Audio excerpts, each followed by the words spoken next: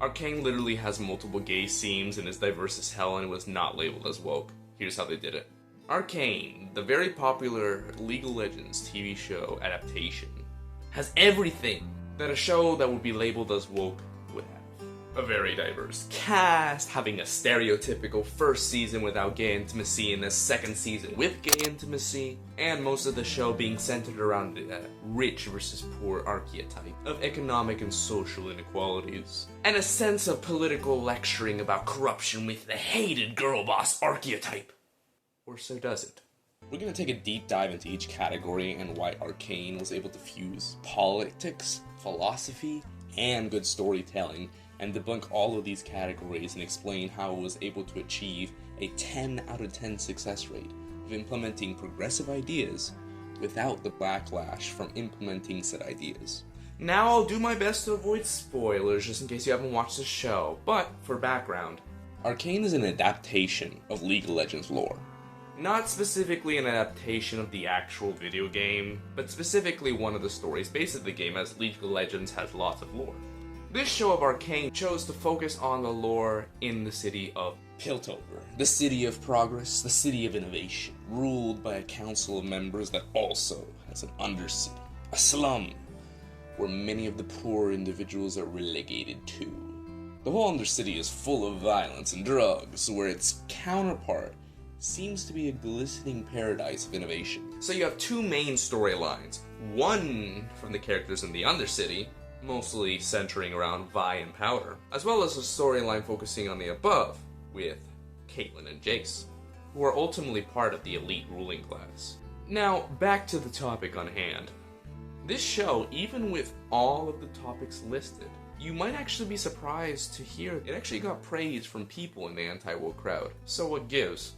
Well, let's look at one aspect first, the girl boss aspect. So one of the common critiques from anti-woke critics are from the girl boss archetype, a strong female lead, as they say.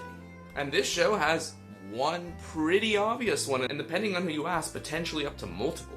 But let's focus on one specifically, being Vi. Vi is competent and strong, but she isn't out there being the world's strongest person. She actually struggles. She isn't invincible, and she's had to struggle both physically and psychologically. She actually grows as a person. She actually overcomes the weaknesses that she has. And, most importantly, she has a lot of love to give, which makes you feel like she truly cares about others.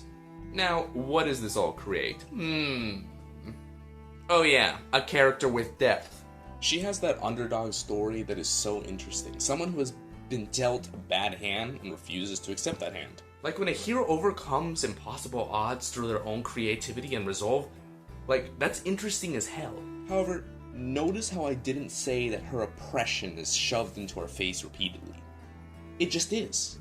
Which gives a distinction of a story about someone in a bad life situation, as opposed to a story about someone who's really in a bad situation and you just really need to know how society has held her back as a woman, and no matter what she does, she won't be able to overcome the patriarchal...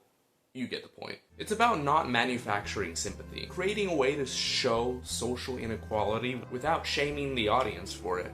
Arcane does a great job of showing a large amount of diversity without it being forced, so let's get into that aspect next. Isn't it lovely to have a minority character that is their own person instead of just a black version of another character?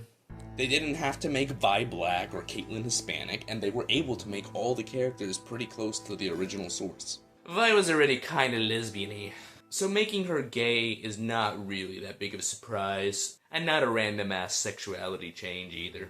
Caitlyn is the only one that could be debated, I guess, cause some people thought she could be with Jace, but if you watch the first episode, hopefully that idea is shut down in your head, based on the initial age gap. The game hints at a close bond, so it is ambiguous at best, which allows for exploration. No pun intended. Mel provides a diversity in a non-forced way. Hell, even Mbessa and Savika give that strong female energy while still providing depth to them, and removing invincibility. The key is, characters with depth are loved, regardless of the color of the skin, or gender, or sexuality. And characters without depth are hated, regardless of the color of their skin, or gender, or sexuality. So we've talked a little bit about diversity, girl bosses, and social inequality. Now let's talk about the hard one. So let's be real. If there's gay intimacy in a show, and it's not a show specifically for gay people, it's usually called woke. So why is Arcane different? For starters, some may point out that the show had no gay intimacy in Season 1 and added it in Season 2, which critics may suggest is a way to lure audience members, then, when they are already hooked to the show, add these themes, since it's more likely to not deter them since they're already hooked. But, what if I told you there was gay intimacy in the first season? That's crazy. Nobody did anything gay in the first season. Wrong. That is wrong. But if you think about it, look at all this gay intimacy. There's endearing pet names among people of the same sex. There's little moments of touch between people of the same sex. There's little moments of sexual tension, romantic tension, strong care for one another of the same sex that goes beyond a typical sisterhood. There was even a comment made about Caitlyn being by his girlfriend. Intimacy doesn't have to mean sucking someone's face off or sex. It can be the little things, such as the brush of the arm, the look in the eye. Now, what would have been woke is if they made Jace and Victor gay.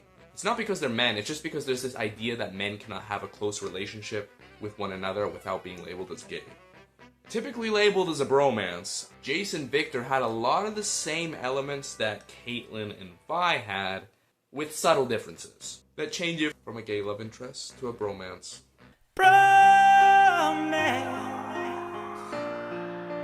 It's not gay to care about your friend.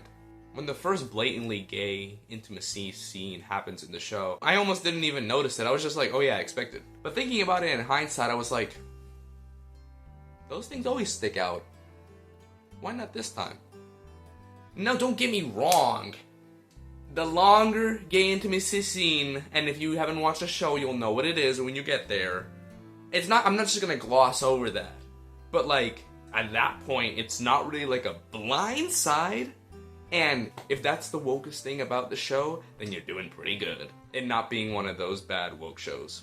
So gay themes are complicated to put into movies and shows, but one man, Nicholas Gatlett's scene really has found a way to perfect the gay archetype in his characters, but some may say he's using his gay roles to become famous as a straight man. Let's explore this topic a little bit in the next video right here.